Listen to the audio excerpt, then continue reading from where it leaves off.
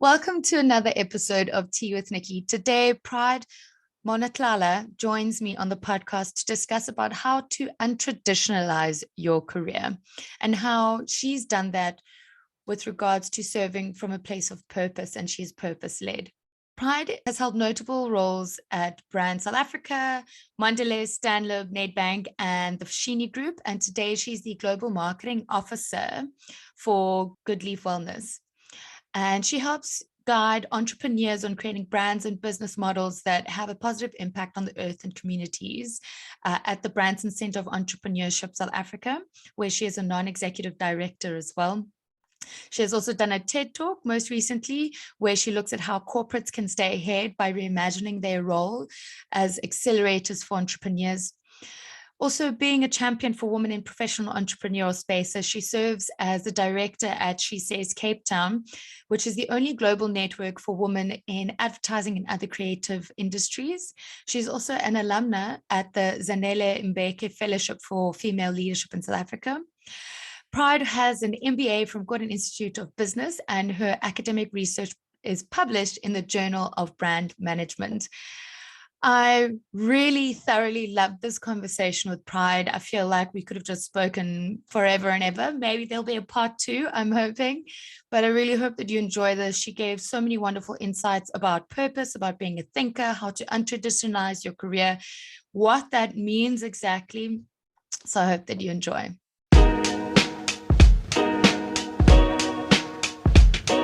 I'm so glad that we could finally find the time to meet with one another. I know we met some time back and been in touch, but no, you're a busy lady. So thank you so much for joining me on the podcast today. No, perfect. And thanks for having me. I'm excited. Of course. So you're currently the Global Marketing Officer at GoodLeaf, and you've mentioned and spoken about untraditionalizing your career before.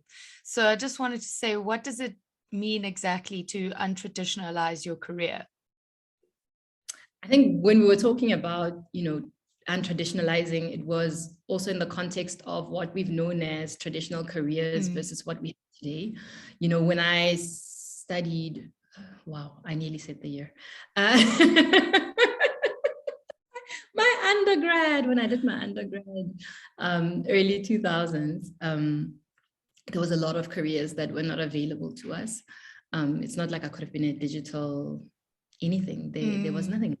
It was sort of IT in the traditional sense that we know it. But more than that, it was also about graduation. I distinctly remember at graduation time, I attended a friend's graduation who was in law and another friend who was in accounting. And I loved how all the keynotes were about the trajectory that they're about to, their trajectory, where they're going to go. And with the content, it was about, becoming a CA, taking your board exam.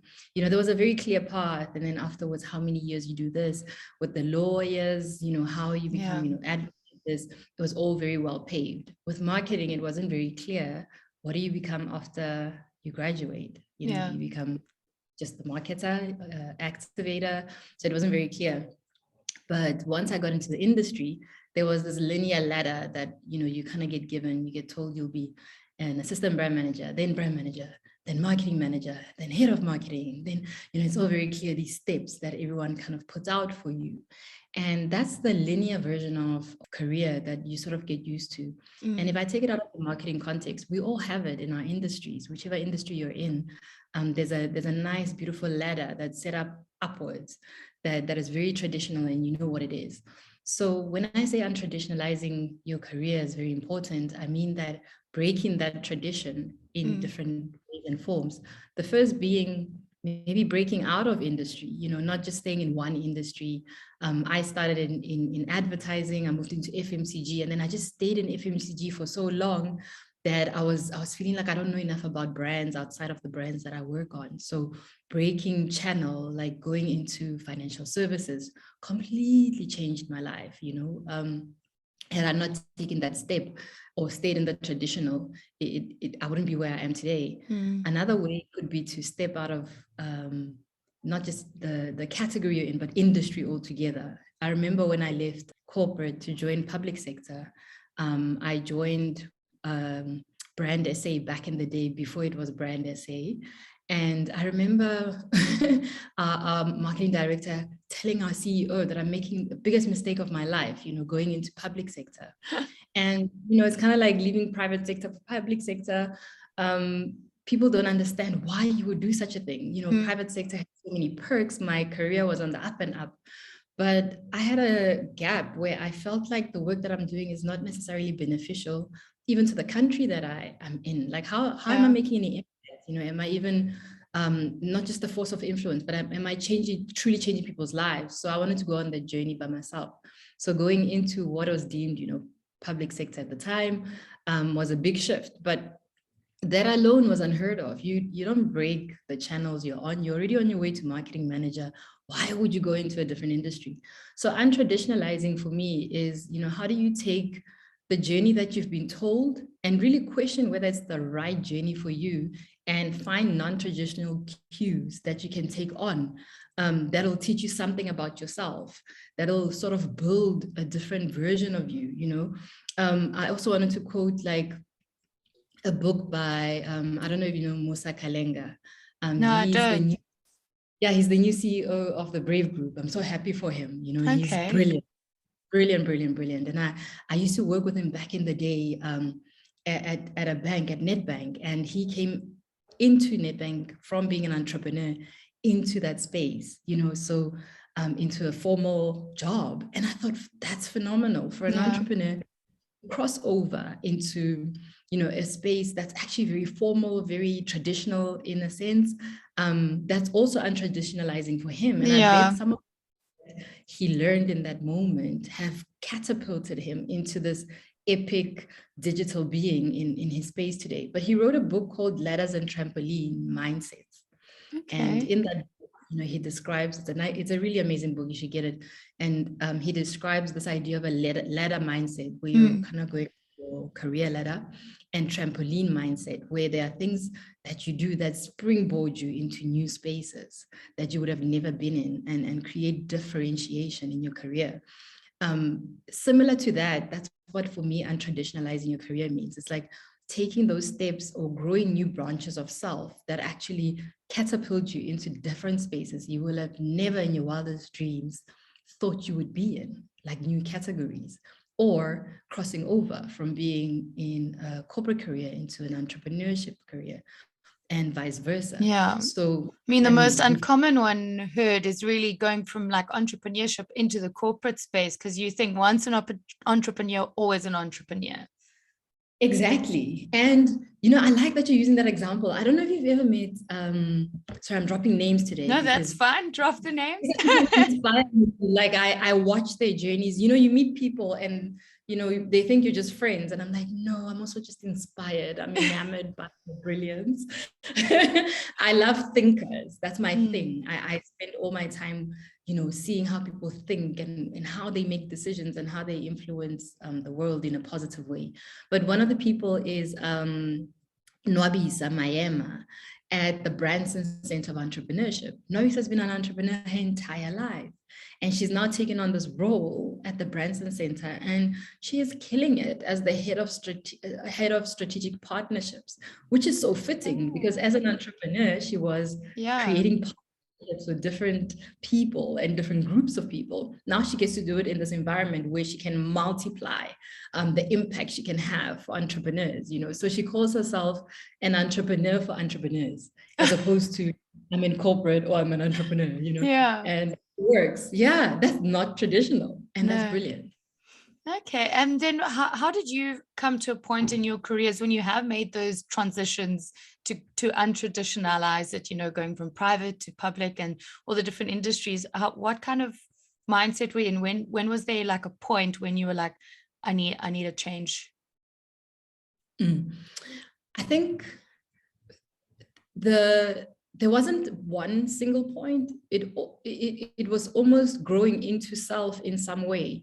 So when I was in varsity, I worked to pay for my fees. So, I started a company, I had like 2 other odd jobs, and I still took out a student loan. So it was quite a lot to juggle. Yeah. And somewhere in there, I felt that my entrepreneurial spirit, or rather my saleswoman spirit, I think I'm a bit of a saleswoman here and there, kind of came alive. And knowing that about myself kind of started propelling me to constantly question whether where I am is where I'm placed, and if there's more I can do.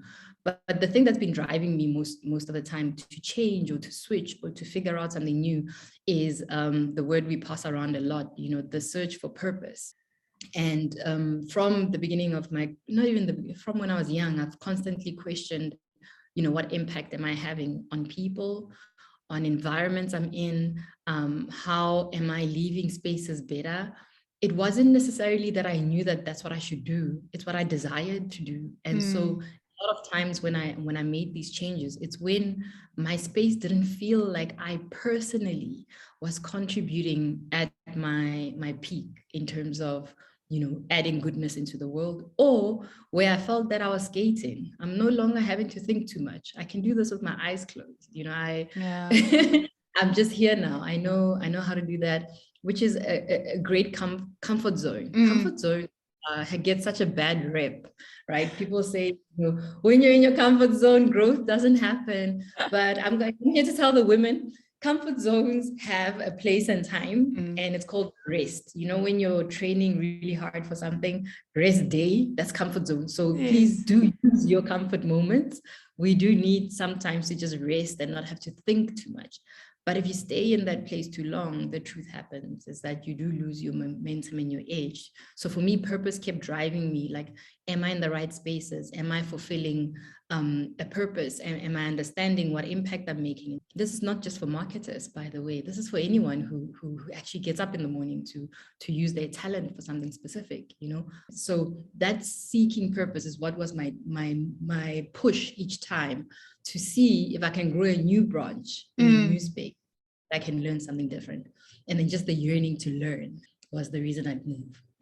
Oh, I love that so much. And just from that, off the back of it, what would be some tips? Maybe someone is in their comfort zone, but looking to get out, or, maybe someone is reflecting, are they in their comfort zone, whatever, how can they untraditionalize their career, or know that, it's time to maybe make a shift, untraditionalize it, or maybe is there a way that they can untraditionalize the role in itself? Maybe they like the company, but maybe not the role. I actually like that you mentioned that liking the company and not the role, because a lot of times when we start nitpicking at our discomfort, we start with big change. You're like, no, I'm throwing it all away, I'm moving. And sometimes that's not really what, you should do. So the first thing I would say is, none of this comes from outside. None of the feelings you're going to have about growth, or the need for growth, or the need for change, or any of that, none of it is going to come from outside. Most of it is innate in us. You feel like something is missing, there's a gap.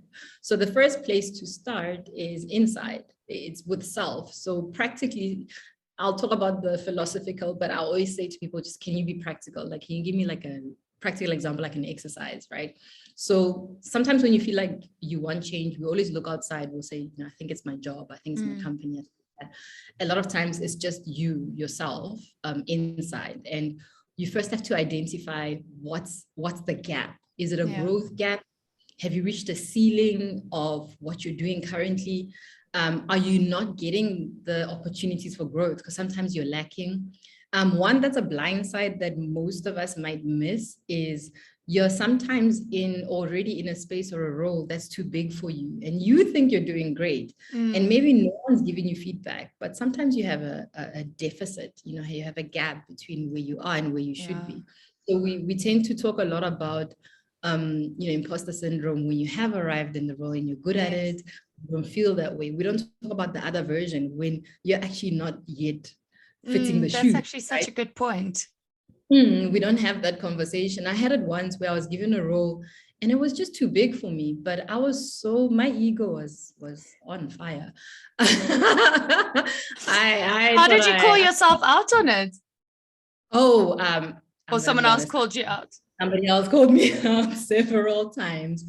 And we had built such a trust relationship that by the third time she said it, not so gently so either, I took notice, and I pulled myself back, and I asked myself, are you really even trying to deliver to the role? Are you even applying yourself, or are you living off the grandeur of your last win at the last role you had? And I really was. I was so successful in the previous role. I felt that I deserved the new role that I have, but I had not picked up just the gap that was between me and the role. I had not picked up that I need to grow. So the internal interrogation is important, and asking yourself honest questions usually helps. And if you don't have capacity to ask yourself honest questions, pick an honest partner. Mine, I have still different people that I asked. I think of Diniko, who's a good friend of mine. We're in the same industry, and she's brutally honest in the gentlest of ways, but she'll tell you exactly what she's thinking, and she will not sugarcoat the things you'd like her to sugarcoat, but she'll definitely give you the depth of her knowledge in those moments. So get somebody you trust and talk to them, but do the internal interrogation so that you don't make changes for the sake of, so that you can say, okay, this requires me to learn, or this requires me to have the confidence to exercise what I already know, or this requires a new place, a shift. Sometimes this requires a new city or even a new country, but you'll know. Yeah, so do the internal interrogation first. One of the tools I use to also do internal interrogation is I also try and add a new branch to myself. So I'm really talented in marketing strategy, but when I was coming up in my career, I had a lot of roles that were about implementation. So I was really good at implementation, but like precise. My attention to detail was amazing, which is great, but I had not yet gotten the chance to delve into strategy. I hadn't gotten the chance to use my mind and connect dots, right? So I had to grow a new branch while I'm interrogating myself about what I know. So what I did there is I took on an additional project at work, and that gave me the slight stretch to start experiencing what strategy feels like as well. And I started tagging along as well with the head of strategy at our agency. I just befriended him, and I was like, look, I just want to learn what you do and understand your space, because it gave me insight into what they do as strategists. Suddenly I was like, oh, there's a whole world out there that I actually don't know much about. So let me exercise and learn. So growing a new branch, which is a new skill or a new interest while you're interrogating, helps you see yourself in a different light as well. So, and it also just sobers up the ego a little bit if you don't have a trusted friend to tell you. So that's the first thing I would do, look inside. The second is I would just do an environmental audit of self. And really it's looking at yourself as if you're telling somebody a story. Write your short bio, that about me, but write it in such a way that you're also referencing where you've been and where your ambition is to go. And then suddenly it becomes clear if you're in the right place or not. If you say pride, I started in marketing, advertising, I moved into activation, and my ambition is to become a great thinker, or someone whose ideas are X, Y, and Z. Then I have to sit there and go, okay, none of the things you've mentioned so far speak to strategy. So how are you going to be this idea person or thinker if you have no hours in strategy? You have to get some hours. So I'm carrying on about strategy because it's actually like my favorite part of my job, and in the day when things land where you're like, this is my superpower. Finally. Whereas you can't change your mind. So don't put so much pressure on yourself to make this life-defining moment that's going to change everything, and you'll never be able to X, Y, and Z. So it must be the perfect answer. There are no perfect answers. It's a journey and it's a path. So you have to just go on it on your own. So first build your new branch and see if there's new things that you know, and just do a local audit of your space, the organization you're in, the city you're in. Maybe you're in the wrong city. I always think if I was ever going to start over and be a creative, now that I live in Cape Town, I'm like, wow, this is like the center of creativity. And I would want to be here. I would, if I could have a do-over as a creative, that's where I would want to be. Maybe you're not in the right city for certain things, So those are the things you can start asking yourself. And then look outside at things that look attractive or interesting, or be curious outside of your category, and then see what comes up. Somewhere in those lines, your gut will tell you what's going on, and then follow it. Just take the lead. Don't overanalyze it. Obviously plan, you're an adult. But don't sit there looking for the answer. It's fine. Go. Be about action. Be a verb brand. Don't be a noun. Be a verb brand. Be about action and do Be it a joyfully. verb brand. I love that. Yes, verb brand. Just go out there and just do it. And if you get there and you're like, skirt, this is not what I was looking for, change your mind, because you can. You're allowed to change your mind. I think the biggest fear that people have is that they make a decision and they feel like, oh no, I effed up and this was not the right choice. And then I think it's that admitting that you failed, or that it was wrong, or those kind of things. And it's like, oh my gosh, what are people going to say? Now I did this whole thing and I made a thing about it, but actually it's not me. It's not for me. So I think that's also the biggest fear when it comes to making a transition or moving industries, like going out of your scope. I mean, you've come from financial services, retail, and now you're in the cannabis sector at GoodLeaf, which is so different as well. And I'm sure you must have heard it throughout the transition in your career journey, like, why are you leaving financial services? Why are you leaving retail? Why are you going into this cannabis sector, which is really obviously pushing the envelope because it's only sort of just become normalized? Want to make a correction? I joined the wellness industry. Sorry, wellness. Thank you.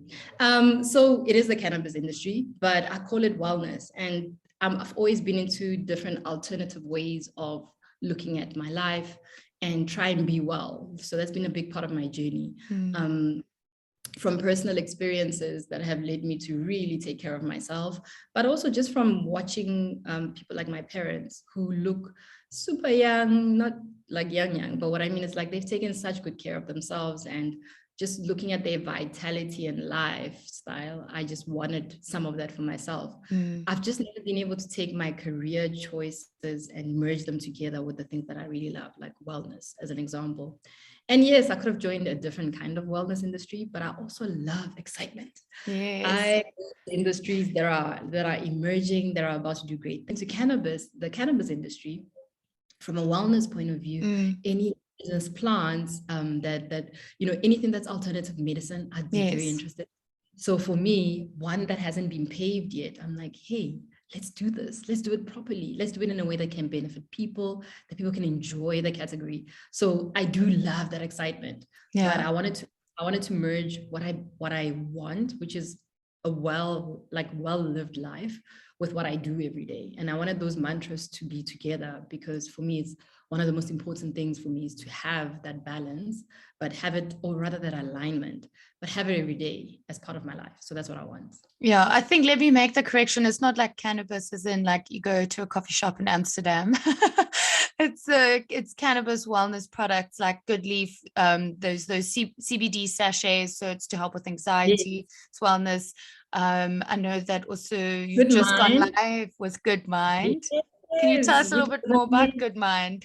It's an amazing product, which is, again, functional mushrooms, but for your mind. It helps you with focus.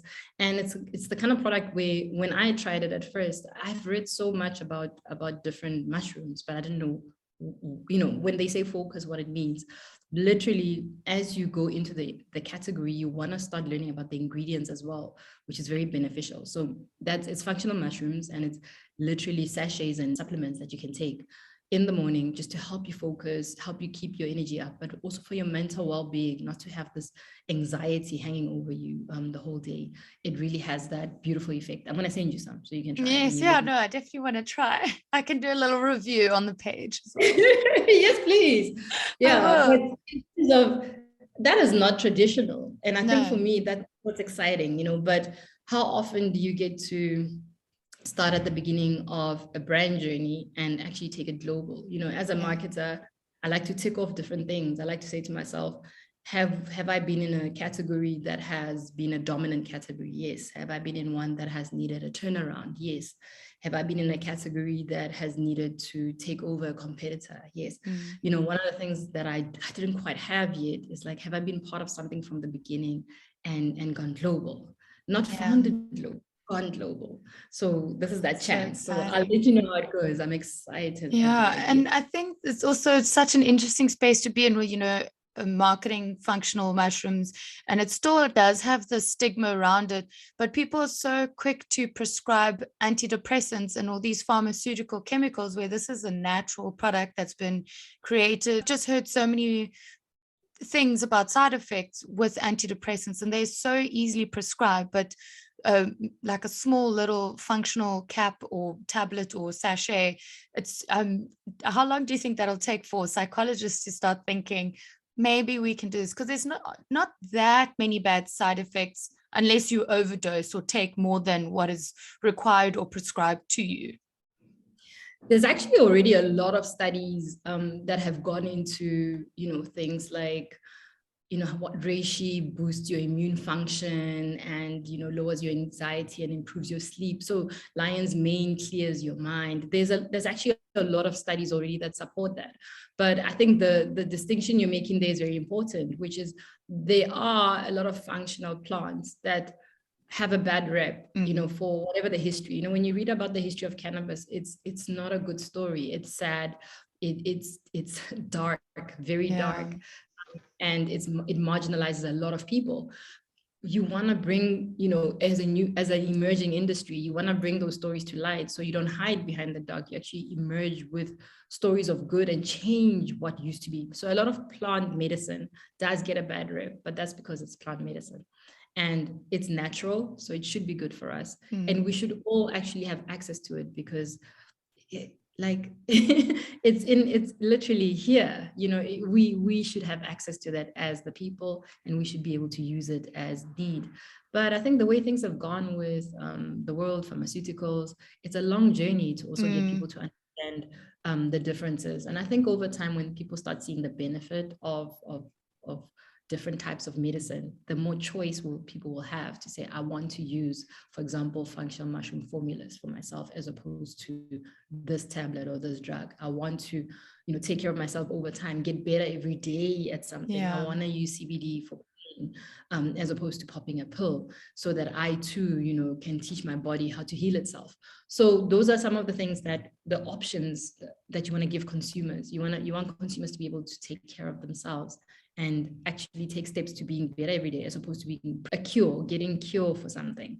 Now you can actually have a bit of pre-health as well that you add to your daily routine. And I think that's important. I think just Big Pharma's been around so long and they've got so much money, it's quite difficult to kind of get out from that stigma, and they've perpetuated their products and things. But I mean, I've had a lady on the podcast who has depressive episodes, and she used microdosing to help her and uses it now and then rather than pills, and it's helped her and improved her, and she knows so many people that it's helped as well. And I mean, you see those videos that trend online as well with using CBD oil or butter or those kind of things for people who have arthritis or chemo. I know a girl as well, her gran was suffering with chemo, nausea, vomiting, and she said she was always against CBD and cannabis, but then her gran started using it and she was eating again. She wasn't nauseous, she wasn't vomiting anymore, and the pain, there was a lot of pain relief. So I think more of those kind of stories that start circulating, as opposed to these dark stories like you're saying with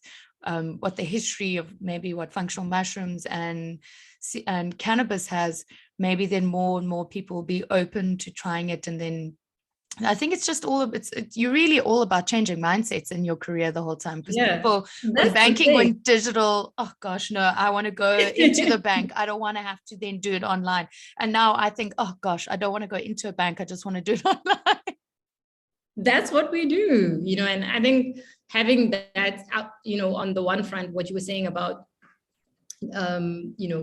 people learning new ways of doing wellness even.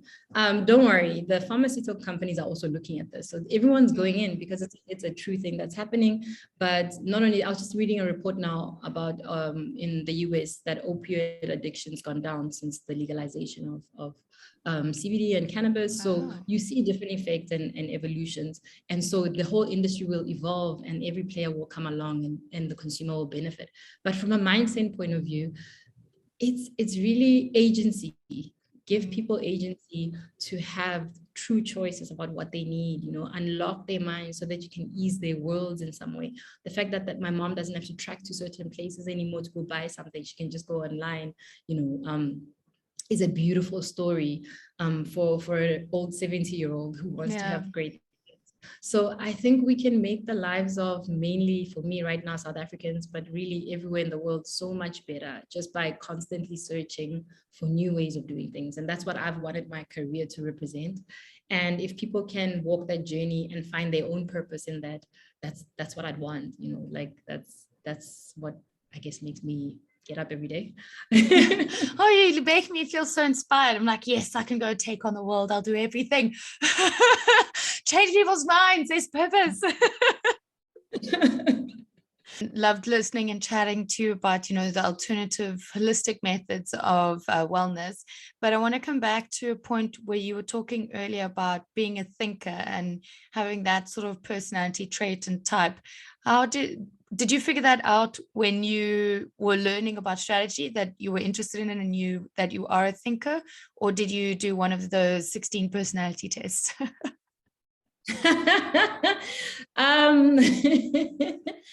I think I always knew that I like to know the background behind things and I like to solve problems. But when I started in the industry, like I said, you start as a junior brand manager or an assistant or any of that. So you're constantly running and implementing. In a lot of those moments, I would ask, oh, okay, cool. Can I have some context? How did we get to this moment? And they'd be like, no, just go do it. I've given it to you, go and do it. And I found it very frustrating not having the opportunity for context and the opportunity for connecting the dots and the opportunity to contribute, that one additional, have we thought of this or have we thought of that? And having a bigger picture in mind as well. I found it very frustrating. So I think some of those were signals that there's something more that I'm looking for, that I'm seeking, that is more natural and innate in me, that I wasn't getting from the current role. And I just attributed it to being young and being curious. When I get to the point where the strategy is clear and I want to actually start implementing, then the jigsaw puzzle is easy to put together because you've already interrogated all possibilities of something. Amazing. And so I know we've spoken about this previously as well. When you mentioned being a thinker, how would you suggest someone who maybe is a thinker, how they can monetize their ideas? Because obviously it's an idea, maybe they're not an implementer or they can't take action, but they've got this brilliant idea. Ooh, child, when you find out, let me know. Okay, that's fine. No, the reason I say that is, I opened a consulting agency for strategy, and you will not believe how people want your thoughts and your deep analysis, but are unwilling to pay for it, unless you walk in there with someone else. So you walk in there with a guy, or you walk in there with a big agency or with a big company. But I struggled to get people to just stick to the fees I had put there. And I had to stick to my guns and really just say, okay, cool, we can't work together, and suffer whatever consequences that come with that. Because I was also teaching myself. I was also on a journey relationship with money and understanding how to not just generate money, but to value the result it can bring when it's there. So I was also on my own journey. But my first thing that I acknowledged was people don't know how to pay for thinking. People don't know how to pay for ideas or the true value of ideas, or even the tweaking of ideas. And thinkers are struggling to value their thinking. And I'm one of them. Sometimes I get it right, and then sometimes I don't. I undervalue. But what I will say is that you have to keep exercising your intuition around what you think something is worth. When you're purpose-led, there's a tendency to then also look at some things as should be free because it's going to change the world. Stop that. You have bills to pay. Yeah. I can imagine. It's like, oh, but this should be accessible for everyone. It's like, yes, that's a beautiful thought. They put a price to it so that it's accessible to everyone. I feel like I just want to sit and ask you so many questions and pick your brain as well. I'm having such a nice time, but I know that we limited on time as well. So I need to move on with the podcast, not pick your brain, but just talk to you. It's just been so delightful. So I'm just going to bring it to the end of this kind of interview portion of the podcast. And it's a question I ask everyone that comes on is that, what does feminine leadership mean to you? Feminine leadership. I think it means a style of leadership that anybody can exercise, whether male or female, although usually attributed to females, just by default, I guess. Yeah. But that sort of puts empathy first and puts humility first and understands problems from a different way, that puts people first. That's for me, feminine leadership. But like I said, it can be men or women who exercise it. It's not necessarily only women. Yeah. In fact, in a lot of cases, it's not women. So either way. Amazing. And now moving to a segment I like to call the ABCs of your career. So A, what was your amazing, affluent Oprah Winfrey aha moment in your career journey? It was when I realized there are no actual rules. I can go anywhere and do anything. And actually doesn't matter. That threat that everyone says, oh, your CV, this, it's so busy. Yeah, I can observe my CV and I can show proof for what I do, but actually there's no rules. And I can skate anywhere I want. So that's what I did. And B, what was a business blunder turned to blessing? I wanted to, when I had my consulting agency, I had the best concept for a big pitch, but I didn't go pitch because I felt that I was, a one woman band at this point. But I did have a team, but I just felt small compared to when I went to the pitch process. I met all the other agencies, and I was like, there's no way I can do this, and I didn't pitch for it. It was a blunder because the idea I had was probably what they needed, but how it turned into a blessing is that they remembered me from the first process, even though I didn't pitch, and they called me for something that was actually way better suited for what I wanted to do. And I wouldn't have been considered for that if I had pitched for the first one. Amazing. Yeah, that's a nice little blessing in disguise. Yeah. And C, what was a cinematic worthy comical cock-up moment? I won. This is so long ago.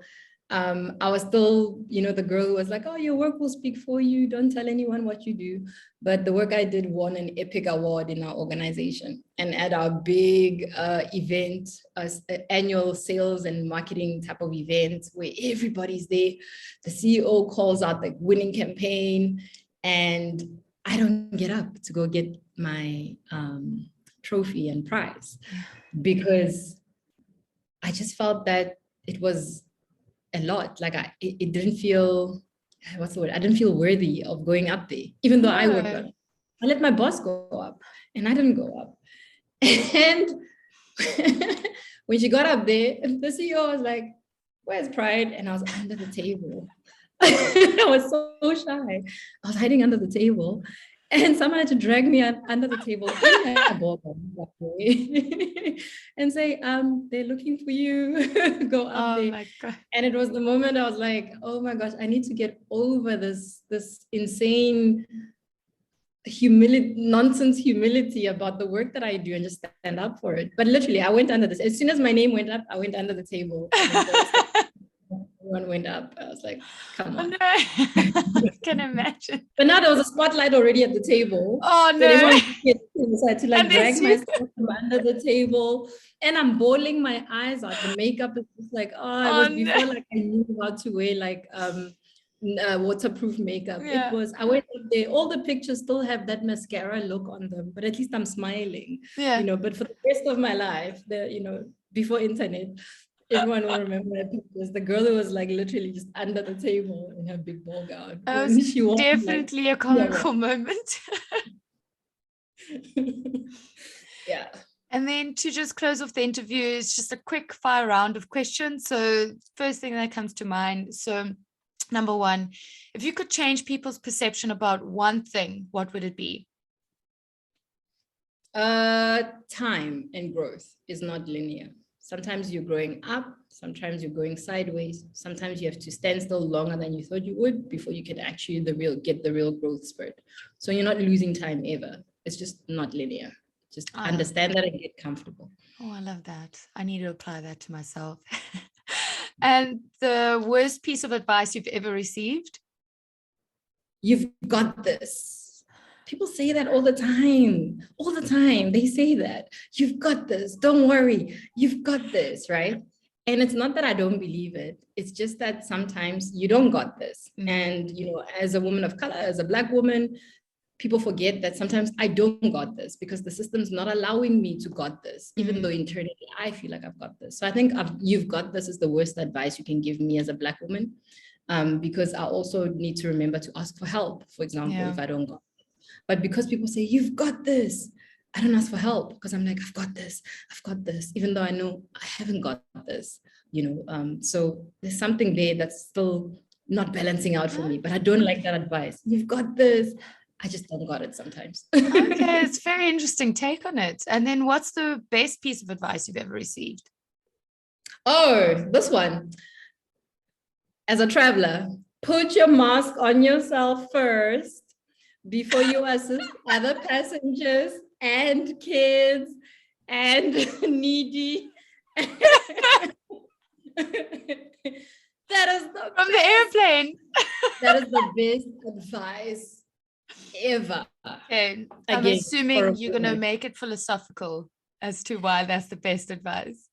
It's similar to the one I gave earlier about the worst advice, which is that we have to as women remember that we have to take care of ourselves first. If your cup is not at least at a place where it can even flow anywhere, what are you flowing out? You know, take care of yourself. Very sage advice. And the next question is that I don't know whether you read more nonfiction or fiction, so you can answer either one of these, but if you want to give a fiction recommendation, you can. So if you could live in any book, which would it be? And then the other question is that what is a book that you would highly recommend to read? If I could live in any book, it would probably be Women Who Run with the Wolves. Okay. Yeah, it's I think it's a book every man and woman should read. It just tells you the true essence of women, even the side that society doesn't always let us unleash and put out there. And who's the author? So yeah, Pinkola Estes. And then a book I would recommend now, I've been reading a lot of sort of centering books, but also a lot of business books. So I want to give two. One is The Surrender Experiment. It's Michael A. Singer. Okay. And it's about surrendering to what life has to bring. And then I must be the only person who just only read this lately, which is Mastery by Robert Greene. It's just the laws of mastery. Okay. And it's a really good book, like just about the laws of how to, you know, attain that mastery, but also understand what it's like to be an apprentice, which speaks a lot to what we were talking about earlier. In some areas, some areas you're a master, and how do you know which moment you're in, and how do you navigate the different moments? And also Musa Kalenga's book that I mentioned earlier. Yes, I want to read that. That sounds cool. The last question is that 3 people that you would have dinner with, dead or alive. I know it's a tough one. I can see you just being like, only 3? No, I said 3, you know, all the thinkers in the world, all the thinkers. Carl Jung, because I've just studied over the years his thoughts, his development of the archetypes, and we use that in marketing strategy, but I've just been so fascinated about it. Beyonce's mom. Okay. I just feel like if you made Beyonce and Solange, I just want to know, I just want to know. I like that. It's like, yeah, what's in that baby formula that you fed them? What did you do there? Like, tell us about it. She's just such a mama as well. Like on social media, I follow her, and I think she's really, she's amazing. I have no idea. There's so many people who I just watch and listen to everything that they put out, and I just want to eat it all up. I don't know. No idea. Oh, well, thank you. Okay. I will gladly accept. Thank you. Thank you. In the last 2 conversations we've had, I've just been fascinated with just how you've thought about something that you want to put out there so simply and without hesitation, just put it out there, and just your thought process without overanalyzing. I just want to hear more about that. I feel like we need to have a sequel. Well, thank you so much, Pride, for joining me. I really do appreciate it. It's been such an incredible conversation. And like I said, I feel like we can just chat and chat and chat. Maybe we should just have a dinner or something. So then we can. I mean, you're in Cape Town now as well. I really enjoyed this moment. There you go. I enjoyed it. I enjoyed this moment. Thank you. Thank you so much, Pride.